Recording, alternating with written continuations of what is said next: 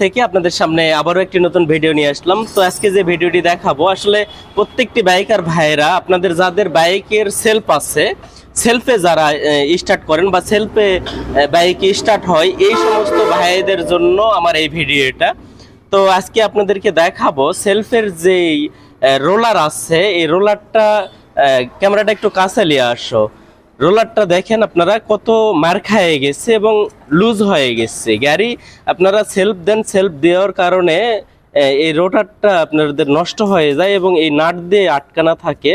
এই নাটগুলান দেখেন আপনারা নষ্ট হয়ে গেছে।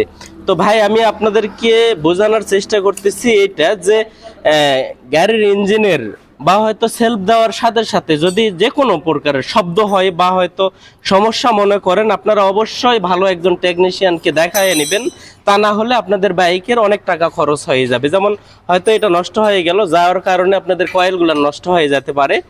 এবং আরেকটা বিষয় যে আপনারা হয়তো অনেক সময় এই সাইড খুলে আপনারা কাজ করায় নেন, তো আপনারা এই সাইডের ইঞ্জিনের যে গ্যাসকেটটা আছে, এই গ্যাসকেটটা আপনারা হয়তো অনেকেই দেয় না, অনেক টেকনিশিয়ান।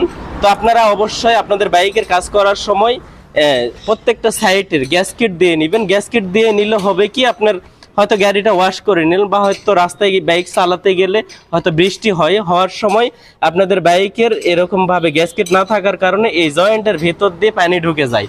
পানি ঢুকে যায় হয় কি, আপনাদের হয়তো কয়েলগুলো নষ্ট হয়ে যায় বা হয়তো অনেক সমস্যা হয়ে যায়, ভিতরে হয়তো ম্যাগনেটের জাংটাং ধরে যায়, আপনাদের অনেক টাকা খরচ হয়ে যায়। তো আপনারা অবশ্যই আপনাদের বাইকের কাজ করে নিতে হলে ভালো টেকনিশিয়ান দ্বারাই সবকিছু পরীক্ষা নিরীক্ষা করে তারপরে আপনার বাইকের কাজ করে নেবেন।